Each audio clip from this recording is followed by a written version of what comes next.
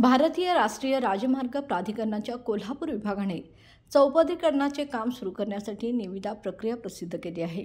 यासाठी रस्त्यावरील खड्डे तात्काळ बुजवून चौपदरीकरणाचे काम सुरू करण्यात येणार आहे, अशी माहिती प्राधिकरणाच्या कोल्हापूर प्रकल्प संचालकांनी दिली।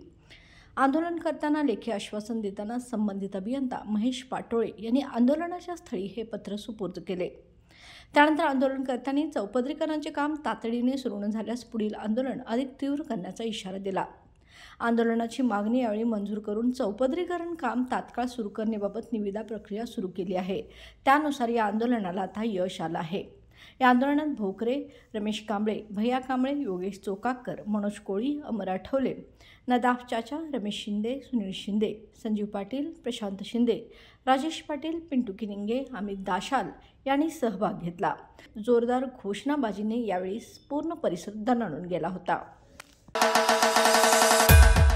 कोल्हापूर जिल्ह्याचे माजी जिल्हा परिषद सदस्य माननीय डॉक्टर राहुल आवाडे यांना वाढदिवसाच्या हार्दिक शुभेच्छा।